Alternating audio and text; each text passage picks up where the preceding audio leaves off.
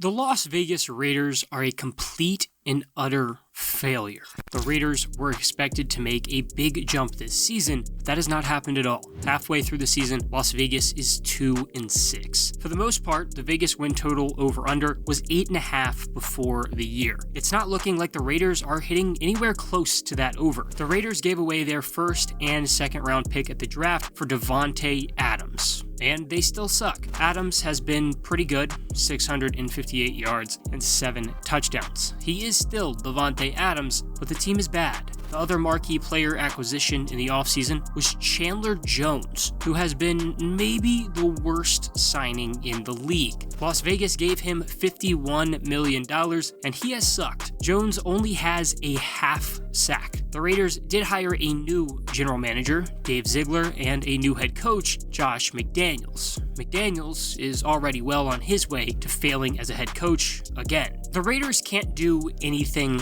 right. They haven't for a long time, but if you're looking for good news, there is almost no possible way for the Dave Ziegler era to be worse than the Mike Mayock era. Mike Mayock had to have been one of the worst general managers since ever. The real wonder is why the hell Mark Davis hired a TV analyst to run his team. Mike Mayock sucked. He had 6 first-round picks in 3 years and swung and missed on all of them. Even worse, his big splash as GM was trading for Antonio Brown, who never played a game with the team. During his time in Oakland, AB frostbit his feet by not wearing proper footwear during a cryotherapy session, threatened to retire from football if he had to wear a new helmet, was fined $54,000 for missing practice, and responded by confronting Mayock and calling him a cracker before having to get held back and eventually punted a football and told Mayock, quote, "Fine me for that." The Raiders voided his guaranteed money, and AB demanded his release and got it. The guy really running the show was John Gruden, who was hired in 2018, 1 year before Mike Mayock. For whatever reason, Mark Davis gave him a 10-year, $100 million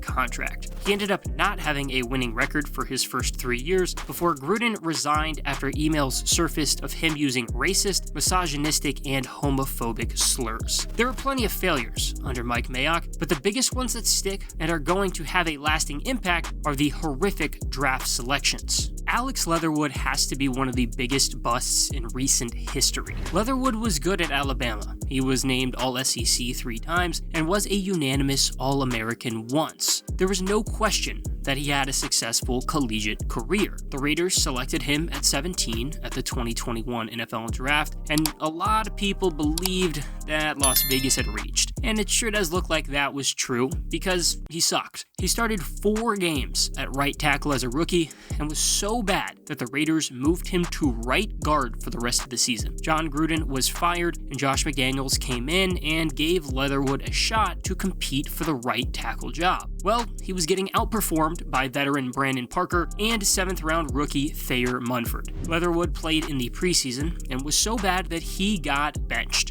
The Raiders waived him before the 2022 season, literally what would have been just his second year on the team after being a first-round pick. Luckily for him, he was claimed off waivers by the Bears. The Raiders held 2 first-round picks at the 2020 NFL Draft, the first of which was at number 12 and was used on Henry Ruggs. Then, Ruggs was charged with driving under the influence and reckless driving that resulted in the death of a 23-year-old woman. He was going 156 miles per hour and blew a 161 BAC, which is more than twice the legal limit in Nevada. Ruggs is likely going to serve a very, very long time in prison, and the Raiders decided to release him quickly after the incident. 7 picks later, the Raiders took Damon Arnett. Arnett was a 4-year starter and one-time All-Big Ten selection at Ohio State as a cornerback. His rookie season was very rocky. Arnett only played in 9 games and spent time on injured reserve with a thumb injury. The following offseason,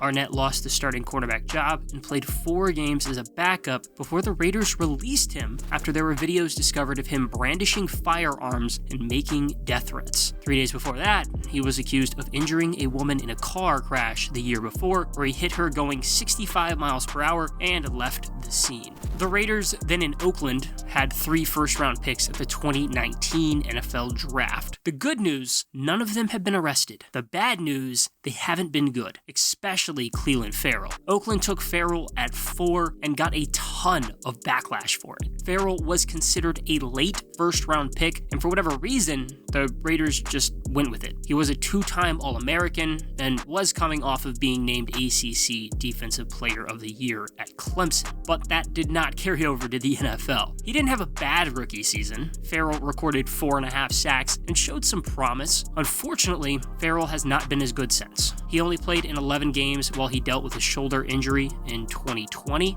Ferrell had 2 sacks. He didn't even start a single game for the Raiders the next year. In a reserve role, he had 1.5 sacks. Las Vegas made the very, very easy decision to decline his 5th-year option, and Ferrell was in danger of not even making the final roster this season, but he did as a backup. By far, the best selection of the Mike Mayock era was Josh Jacobs. That isn't saying much, and despite how good Jacobs has been, there is still a reason why the Raiders declined his 5th-year option. Oakland selected him at 24 after his time at Alabama. Jacobs spent 3 years in Tuscaloosa. 2 of them, he had over 500 yards, including his junior season when he had 640 and 11 touchdowns. He declared for the draft after that, and the Raiders bid on him. He had a good rookie year, 1,150 yards and 7 touchdowns. The next season, Jacobs made the Pro Bowl after he recorded over 1,000 yards and 12 touchdowns. Then he had a down year in 2021 with just less than 900 yards and 9 touchdowns. He was used in the passing game more than ever before, though. He racked in over 50 receptions. The Raiders decided not to pick up his 5th-year option in the offseason, making Jacobs a free agent after the 2022 season. He'll likely get signed pretty fast. Jacobs is a pretty good back, and through the first half of the season already has over 700 yards. The most recent failed Raiders first-round pick was the 27th selection in 2019, Jonathan Abram.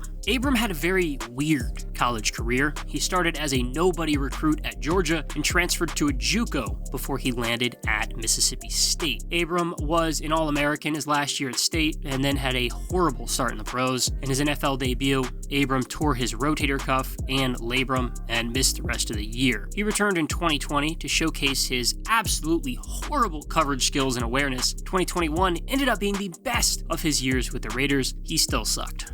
But it was the only season he graded above a 50. Las Vegas made the obvious decision to not pick up his 5th-year option and didn't even play out his contract. Abram was cut midway through the 2022 season, but was claimed by the Packers. 6 first-round picks in the Mike Mayock era, 4 cut, the other 2 had their 5th-year option decline.